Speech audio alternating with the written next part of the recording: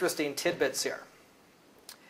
There is this brand new resource management part of WPF, which is truly spectacular. It is the easy thing we always wished we had, right? What you can essentially do is build up a dictionary of resources. And you can give them all a name. And the cool thing about the way WPF does resources is that it can be anything. So you might have an object described in XAML that you want to pluck out later on, right? Because remember, XAML can describe anything. So here's what I've done. In this window, I've built up 3 styles. So there are my 3 little styles, right? And this one is the tilt style. That kind of tilted my button at that cockeyed angle, right? And notice what I can do if I want to. I can actually say who can use my style. So I'm saying here, only buttons can use my style. If someone else tries to put this style on a list box, it ain't going to work. Okay? And again, don't get too hung up on the markup here, but notice how I'm basically applying a transformation. Now, here's another style. And this shows a couple of other cool things too, right? Here's another style, which also is going to be just on buttons. But what I can also do down here is I can basically make a new style based on a previous style.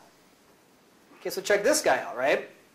My third style says, well, I'm everything green style is with my own extra stuff. And what is the extra stuff? Well, I've set up something called an event trigger. Remember we said how a trigger is basically a way to intercept events in XAML? Remember we said how a trigger is basically a way to intercept events in XAML? So I'm saying here, if the mouse is over me, change my font size and my foreground color. And that's why when I ran this, and I just kind of select this mouse over style, as soon as the mouse is over, right, it hits that trigger. Right?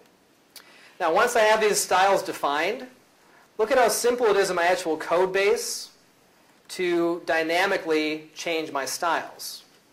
It's just really a couple lines of code. All I'm really doing here is I'm using this inherited method called findResource. So remember I had that list box? So whichever one they click on, I just read out the text value of the selected item. And I find it, so that's going to be those 3 I put inside of my XAML. And I just apply my style, right? So that's kind of an interesting example of how we can just go ahead and do some dynamic stuff with XAML working for us in the background. And then the last little quick example I want to show you here illustrates something which you might remember if you used to do MFC called commands. Something which was surprisingly absent in Windows Forms.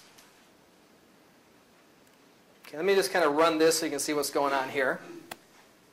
Spell checker, right? There's a couple of really cool things in WPF. There's a whole class now that checks your spelling. Right? So I wanted to try that out. So I made a little application here where I can type in my pane, I have never been a good speller. Okay? Now notice how automatically it's kind of like underlining with the traditional red squiggle. This doesn't quite seem right. So if I were to put my cursor on top of something, I have a little check spelling. And now I'm showing through an expander all the options that it could be. Right? I also have built-in support to just right-click. I can change it right there. Okay?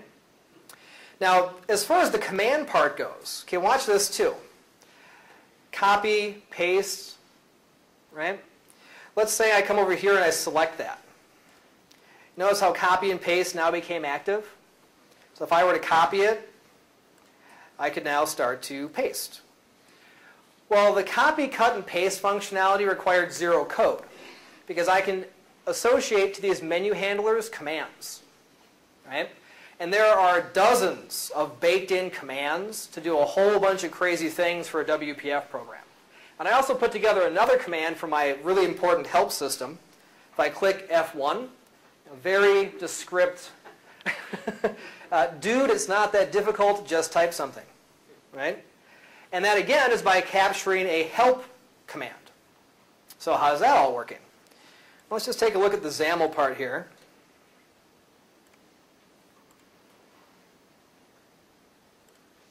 Now if we look at how I built up my little menu system, the really interesting part is right here. Okay, notice how these menu items, I've associated a command value. See where that says application commands.copy, cut, and paste? Those are just baked in pieces of functionality. So what I'm basically saying here is I want this behavior connected to this thing. And those can be whatever I want. So I could say whenever the user hits the F9 key, we're going to do a paste. Right? Or if they do a right click and they hit the tab key 4 times, we'll do a paste. Right? So we can associate these commands to whatever kind of input we want. And then that little F1 help, I just did that through code, just to kind of show how that could happen too. And that's also very simple. There's the spelling error class, right? So I'm just basically showing some spelling pieces. But here's my help system for my F1. I'm just going to make my own custom command binding, right? And I'm going to associate that to the help command. So there's that application commands enum. You know, lots and lots of things I could associate here. And then I'm just going to add it into my inherited set of command bindings. So that was a real quick overview of what WPF kind of serves up.